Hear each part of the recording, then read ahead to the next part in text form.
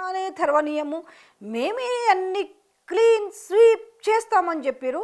అయితే ఎక్కడ ఏ రకంగా బొక్క బోర్లా పడ్డది అనేది నేను చెప్తాను. కొన్ని చోట్ల అయితే అసలు ఖాతా కూడా తెరవలేదు. సో ఆమన్గల్లో పరిస్థితి చూసుకుంటే ఆమన్గల్లో మున్సిపాలిటీని కైవసం చేసుకుంది బీఆర్ఎస్ పార్టీ. సో ఇక్కడ మొత్తం వచ్చేసి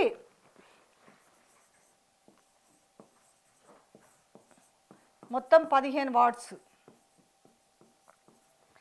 BRS, Congress, BJP and independent. Okay, so దీంట్లో వచ్చేసి మొత్తం ఈ 15 వార్డులకు గాను బీఆర్ఎస్ వచ్చేసి 8, బీజేపీ వచ్చేసి 6. సో కేవలం కాంగ్రెస్ పార్టీ 1. ఇక్కడ వీళ్ళు గెలుచుకున్నది ఒకసారి చూడొచ్చు.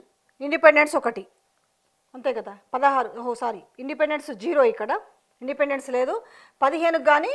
సో వీళ్ళు గెలుచుకున్నది వచ్చేసి కేవలం కాంగ్రెస్ పార్టీ గెలుచుకున్నది కేవలం 1 అంటే 1. ఏది ఆమన్గల్కు సంబంధించిన విషయము. అన్ని చోట్ల మేమే క్లీన్ స్వీప్ చేస్తాం, అసలు మాది దూసుకుపోతుంది మా హస్తం అని చెప్తున్న నేపథ్యంలో ఇది ఆమన్గల్ మున్సిపాలిటీలో క్లియర్గా వాళ్ళు ఇచ్చింది. సో ఈ మున్సిపల్ ఆమన్గల్ పీఠం కైవసం చేసుకుంది. పీఠం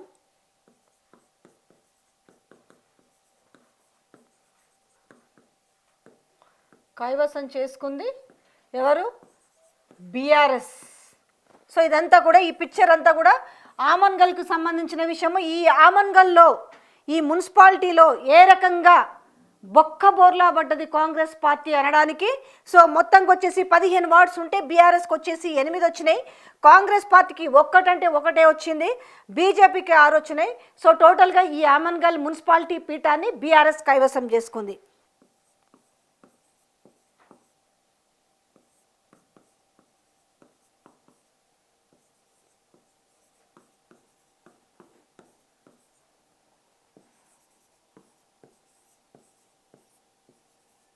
సో అలాగే తూఫాన్లో కూడా కాంగ్రెస్ గాలికి ఎదురుగాలి వీచిందనే చెప్పాలి. సో ఇక్కడ కూడా బీఆర్ఎస్ పార్టీ ఈ మున్సిపాలిటీ పీఠాన్ని కైవసం చేసుకుంది. సో మొత్తం వచ్చేసి ఇక్కడ బీఆర్ఎస్కి వచ్చేసి 9, అలాగే కాంగ్రెస్కి వచ్చేసి 4, బీజేపీకి వచ్చేసి 3. సో ఇక్కడ ఈ తూఫాన్ కూడా బీఆర్ఎస్ కైవసం చేసుకుంది.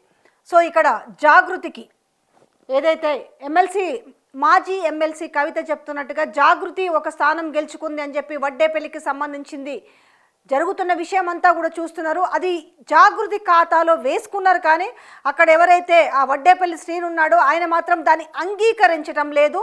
ఆల్రెడీ దీనికి సంబంధించిన మనము ఏదైతే సోషల్ మీడియానే కాదు మనం మెయిన్ స్ట్రీమ్ మీడియాలో వస్తున్నది కూడా చూడొచ్చు. సో ఎట్టి పరిస్థితుల్లో మేము ఒప్పుకునేది లేదు. కేవలం మేము ఫార్వర్డ్ బ్లాక్ నుంచి బీ ఫామ్ తీసుకోవడానికి వెళ్ళినప్పుడు మాకు కండవా కప్పింది అంతే తప్ప మేము ఎక్కడ కూడా ఆమె మాకు ప్రచారానికి రాలేదు. దెన్ మేము ప్రచారం చేస్తున్నప్పుడు కూడా ఎక్కడ కూడా మేము జాగృతి కండవా కప్పుకోలేదు. మాకు జాగృతికి ఎలాంటి సంబంధం లేదు.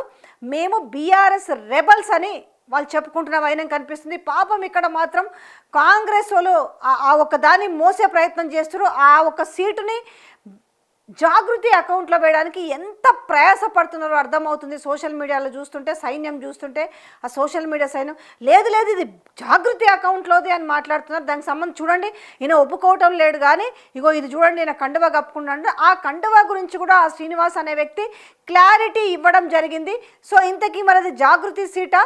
ఎందుకంటే ఆ వ్యక్తి ఒప్పుకోవడం లేదు కాబట్టి, లేకపోతే బీఆర్ఎస్ రెబలా అసలు ఏం జరగబోతుంది? నిజంగానే అసలు బోనీ కొట్టింది జాగృతి అని చెప్తున్న నేపథ్యంలో అసలు మాకు జాగృతికి సంబంధం లేదని ఆ వ్యక్తి చెప్తున్న విషయం కూడా మనం చూస్తున్నాము. అలాగే ఇంకొకటి వచ్చేసి ఈ వర్ధన్నపేటకు సంబంధించింది కూడా బీఆర్ఎస్ కైవసం చేసుకుంది. వర్ధన్నపేట.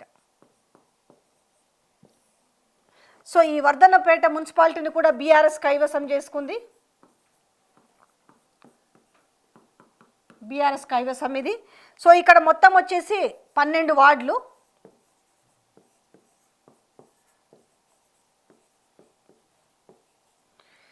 సో 6 వార్డులలో సో ఇక్కడ బీఆర్ఎస్, కాంగ్రెస్, ఇండిపెండెంట్, బీజేపీ అసలు లేదు కాబట్టి నేను రాయట్లేను. సో ఇక్కడ వచ్చేసి 6 వార్డులలో బీఆర్ఎస్, 5 వార్డులలో కాంగ్రెస్, 1 వార్డులలో ఇండిపెండెంట్. సో ఇది వచ్చేసి బీఆర్ఎస్ కైవసం చేసుకుంది ఈ వర్ధన్నపేటకు సంబంధించింది కూడా. సో అలాగే మరో బీఆర్ఎస్ కైవసం చేసుకున్నది కూడా చూద్దాం. సిద్దిపేట జిల్లా చేర్యాల మున్సిపాలిటీ.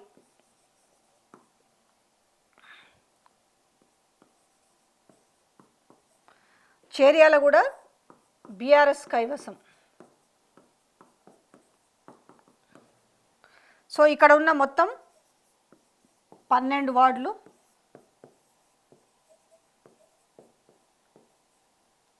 ఓకే, ఈ 12 వార్డులకు గాను బీఆర్ఎస్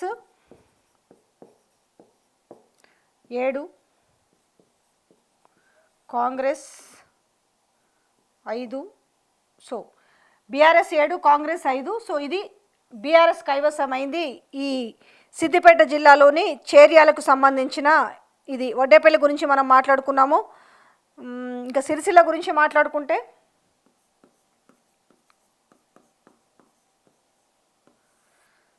సిరిసిల్ల, ఈ సిరిసిల్లకు సంబంధించి నిజంగా విజయకేతనం ఎగరేసిందనే చెప్పాలి. టోటల్ డీటెయిల్స్లోకి వెళ్తే కూడా అక్కడ ఎవరెవరు పోటీ చేస్తే ఎవరెవరికి వార్డుల వైజ్గా వచ్చినాయి అనేది కూడా చూస్తున్న నేపథ్యం కనిపిస్తుంది. సో ఇక్కడ వచ్చేసి 39 వార్డులు. సో ఈ 39 వార్డులలో బీఆర్ఎస్ విజయకేతనం అనే చెప్పాలి. ఇది బీఆర్ఎస్ కైవసం చేసుకుంది, క్లీన్ స్వీప్ అనే చెప్పాలి ఈ 39 వార్డులకు గాను. సో బీఆర్ఎస్ 27, దాని తర్వాత బీజేపీ 5, తర్వాత ఇండిపెండెంట్. సో బీఆర్ఎస్ 27, దాని తర్వాత బీజేపీ 5, సో కాంగ్రెస్ 6, దాని తర్వాత ఇండిపెండెంట్ 1. సో ఇది సిరిసిల్లకు సంబంధించిన టోటల్ పిక్చర్ చూసుకుంటే సో ఏ రకంగా ఉంది కాంగ్రెస్ పార్టీ భవిష్యత్తు. సిరిసిల్లలో కొన్ని అంటే 100 కోట్లకు పైగా ఖర్చు పెట్టిందట ఇక్కడ కాంగ్రెస్ పార్టీ. అయినా కూడా ఏ రకమైన ప్రభావం చూపించలేకపోయింది. టోటల్గా చెప్పాలంటే ఇక్కడ క్లీన్ స్వీప్ అనే చెప్పాలి. ఎక్కడ కూడా తన ఉనికిని కూడా చాటుకోలేకపోయింది కాంగ్రెస్ పార్టీ సిరిసిల్లలో. అంటే సిరిసిల్లలో కేసీఆర్ అడ్డగా చెప్తుంటారు కాబట్టి అక్కడ ఎట్లయినా మనం కొట్టి చూపించాలని మస్తు ప్రయత్నం చేసిరు, కానీ ఎక్కడ కూడా వాళ్ళకి పాజిటివ్ సంకేతాలు ఎక్కడ కూడా కనిపించలేదు. ఈ నేపథ్యంలో ఈరోజు హైలైట్గా చెప్పుకోవాల్సిన అంశం ఏందన్నా ఉందనంటే అది సిరిసిల్ల గురించి అనే చెప్పుకోవచ్చు. టోటల్గా ఈ సిరిసిల్లలో ఏ రకంగా ఉంది అనేది. దాని తర్వాత మనం సిరిసిల్ల తర్వాత మాట్లాడితే సరే ఇబ్రహీంపట్నం గురించి కూడా మాట్లాడుకుందాం. ఇబ్రహీంపట్నం కూడా బీఆర్ఎస్ కైవసం. సో దీంట్లో వార్డులు వచ్చేసి మొత్తము 24, బీఆర్ఎస్ 13, తర్వాత కాంగ్రెస్ వచ్చేసి 8, బీజేపీ 2, ఇండిపెండెంట్ 1. ఇది వచ్చేసి సిరిసిల్లకు సంబంధించిన విషయము. అలాగే గద్వాల్లో ఐజా మండలానికి సంబంధించి కూడా ఉంది, వాళ్ళు సంబరాలు చేసుకుంటున్నారు. దెన్ ఇంకొకటి వచ్చేసి జహీరాబాద్.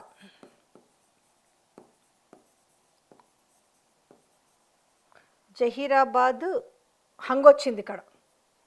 సో జహీరాబాద్లో వచ్చేసి హంగ్ వచ్చింది. దుబ్బాక గురించి మాట్లాడుకుందాం.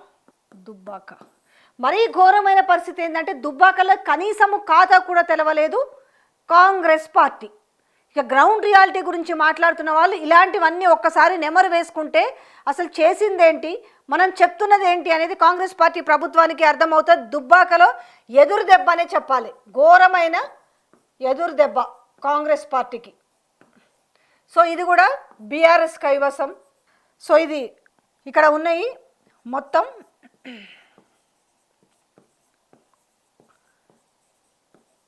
20 వార్డులు ఉన్నాయి. సో దీంట్లో వచ్చేసి బీఆర్ఎస్ వచ్చేసి